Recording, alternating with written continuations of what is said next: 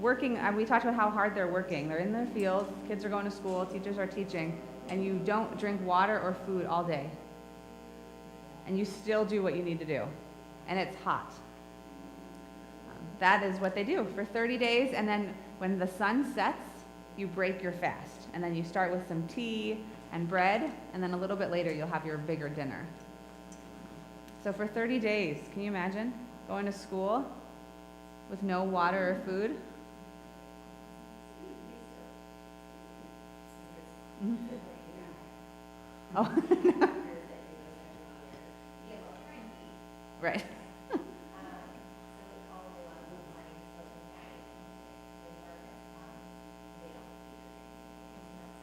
Mm-hmm. Yep, so in the nighttime, they're then sort of rehydrating. Yep, no, it's a great question, right? Because it's so foreign to what we would do, right? But no, so the nighttime, it's about community. So if you haven't ate or drank all day, isn't it so fun to get together with people who also haven't ate or drank, and then you get to feast a little bit? You get the tea, you get the bread, and they stay up late at night. But yeah, people are cranky. I mean, the teachers, like I was working in the school, it was hard to do work. Right. Yep, it's hot. Mm-hmm.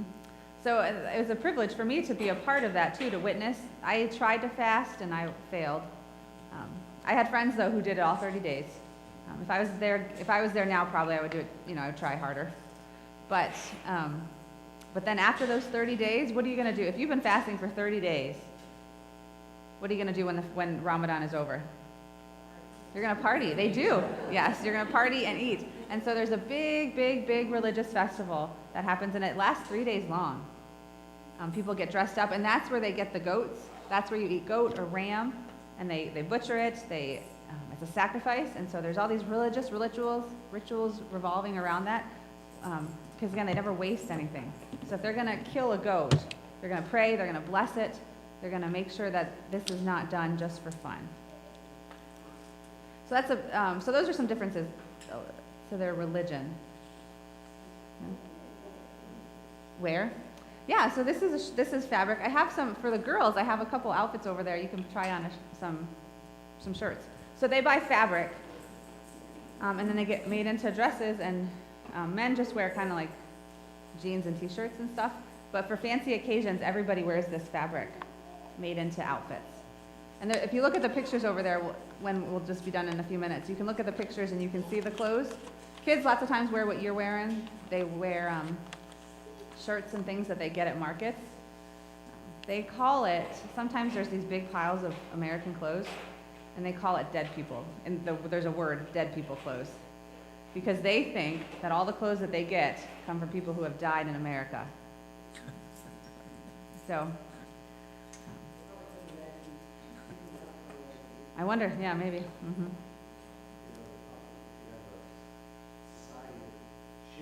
Mm-hmm.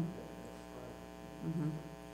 And it's really popular to match, so you buy the same fabric, and families would wear the same outfit. So there's a picture of me. I bought fabric for my family when I left. We had a big party, and then we had a tailor make outfits for all the women. So, and Stephen has a tie on that I have made for my dad. They didn't wear ties, but there's some hats over there that the men wore, so the guys can try those on over there. So feel free to try them on. Try on a shirt. Look at the pictures. Any other final questions before? It's a lot. There's just so much more too, because there's so much to learn from other countries and cultures.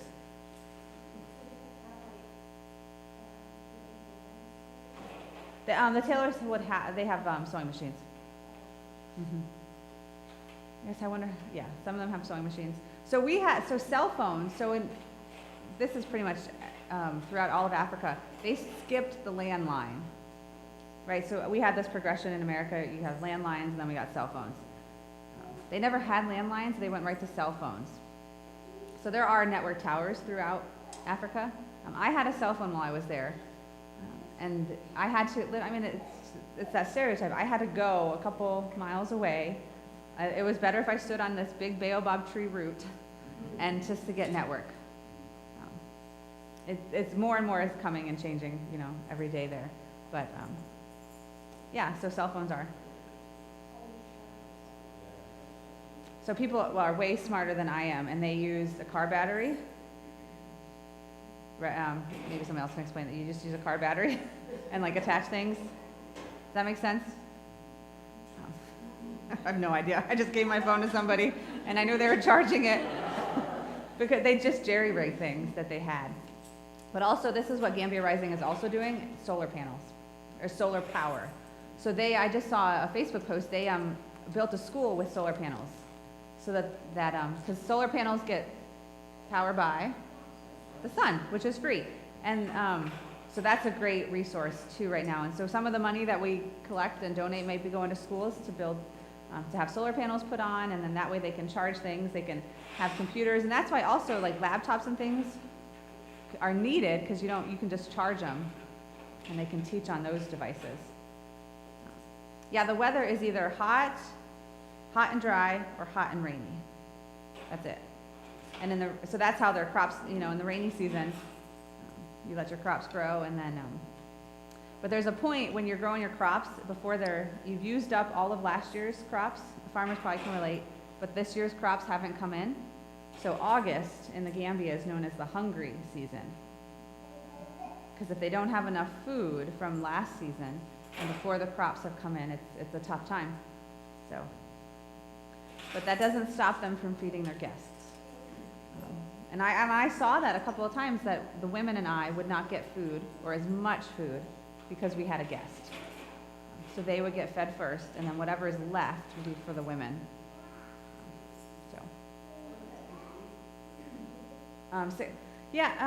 Malaria is pretty big, and they do have clinics in the villages. There are clinics that nurses and doctors will come to once a week.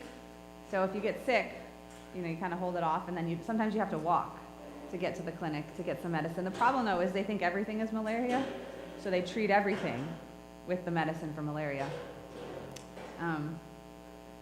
But that's the main sickness. People just sort of stay healthier. They don't live as long. And then there are places where women go to deliver babies. So I had a woman in my compound who was pregnant, and one morning she just wasn't there. And then that afternoon she came back and she had a baby. So, as a Peace Corps volunteer, you get medicine from the U.S. government. So I had my own stash of medicine if I needed it. But that's different. And that's the hard part about living in another culture, when you have money and resources and the people around you don't. How much do you give them and help out? And how much then do you teach them, or do things so that they can then have the power and the resources to support themselves? And it's a really hard line when you're seeing kids who are sick or adults who are sick and not taking care of themselves. I worked at the school. So I did lots of literacy and just phonics and reading. So because they learned English before they knew, so they spoke a local language that's all oral. And so then they learned how to speak English and learned how to read and write English when they didn't know how to read and write their spoken language. Does that make sense? So you all learn English, but you're hearing it over and over again from your whole life. They were learning Wolof, just speaking it, but then in schools they learn English and have to learn how to read and write it. So, yeah. There's some pictures and stuff over there, some clothes. You can always ask questions. There's a little stool for little people. They would sit on that stool over there for around the table. So thanks for listening. Do you want to ask one more question, Caitlin? I was there 2 years. Does that seem like a long time? Yeah, it did at first, but then it's not. So someday we'll take my family there. Ask Pastor Stephen if he wants to go to Africa. Yeah, tell him he should go. I came home for 2 weeks. Yeah, because I had vacation. Yeah. Mm-hmm. But yeah, once I was there, it was just nice to come home for a little bit, because my dad wasn't going to travel. My mom, the picture of the other white person in there was my mom. So my mom came to visit me, but my dad couldn't travel, so it was nice to go home and see him. Yeah. My well was from here to like Paul and Sandy's house. So not bad. Yeah, not bad. Yeah, but every day. I tell people I would take a bucket bath over any, I mean, I would do that. And I would go use a latrine over a bad toilet. So, all right, yep, we're done. So Stephen is telling me we're done. So yeah, look over there. I'll keep all that stuff over there. Thanks for listening. Thanks for coming and